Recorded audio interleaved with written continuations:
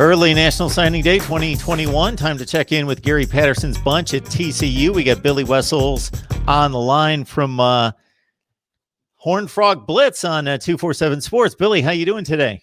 Doing well. How about yourself?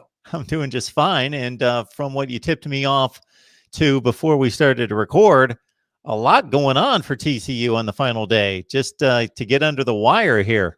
Yeah, it ended up being a busy day for the Horned Frogs. Coming into today, I think they had 9, maybe 10 commits, and now they're up to 15 in this class, including 2 reclassified 2024 stars.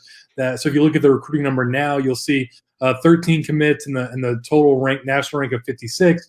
In actuality, that's closer to national rank of like number 40 because they added 2 4-star commits that were originally in the 2020 class. So it ended up being a really busy day for TCU, and it ended up being an overall pretty successful day, I think.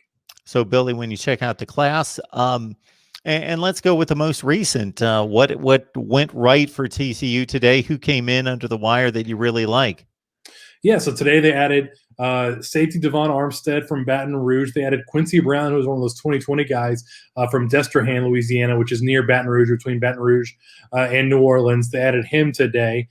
Sam Jackson was a kind of a silent commit for a little while. He's a 4-star quarterback rather out of Naperville Central High School in Naperville, Illinois. So he's a really exciting player to watch there.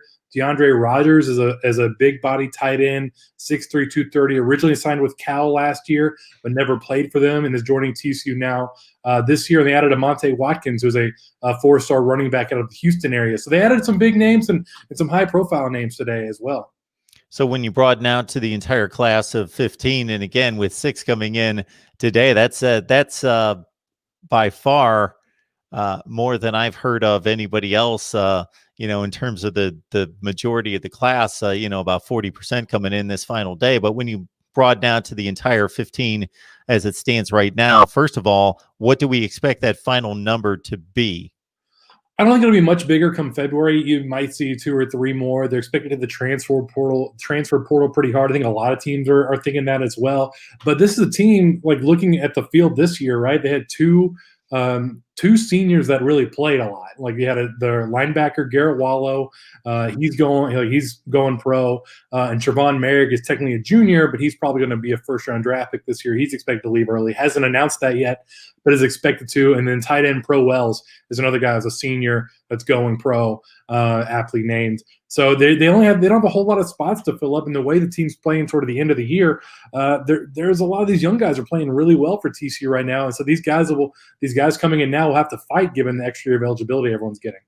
MarkRogersTV, the voice of college football. We break down the game we all love each and every day with the best bloggers, broadcasters, writers in the nation. We got Billy Wessels on the line from Horned Frog Blitz on 247 Sports. TCU with 15 commits on early signing day. So if you run down the board, whether it be going right from the top or just picking out some guys that you really like that might be a bit down the list, but based on the tape and what you've seen in the scouting reports, who do you like?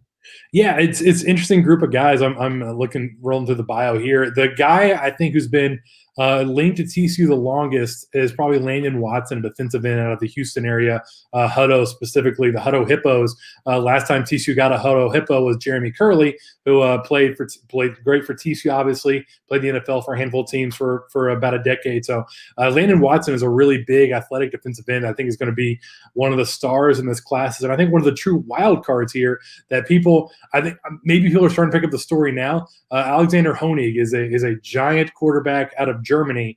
You don't hear that very often. So they're pulling in a guy from across the pond, if you will, to come play quarterback. And he's fun. Like, he's also just a really good kid. I've talked to him a number of times.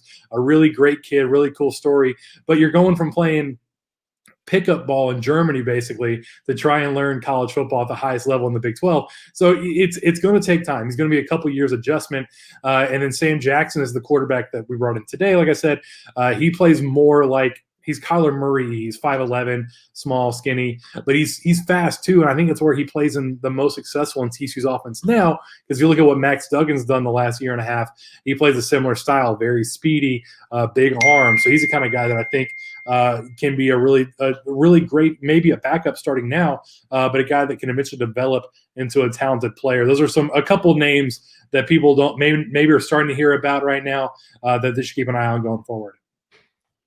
Good stuff. And we can hopefully track you down after we know where the Horned Frogs are headed for a bowl appearance. Yeah, I mean, if I had to, I said that I just finished my podcast a little bit ago. If I had to bet money on it, I would bet the Texas Bowl in Houston. So if you look at how the bowl games times are going to be, right? There's not a Big 12 team that's going to make the playoffs. It's not going to happen this year. So Iowa State and Oklahoma, one of them. Well, you think Iowa State's got a shot? I think a lot of things would have to happen, but I have figured out a few different paths where it's possible. But Okay. yeah, but being the jaded TCU fan that I am from 2014, it's not. You're on the 98% certainty side. No question about that. I'm with you.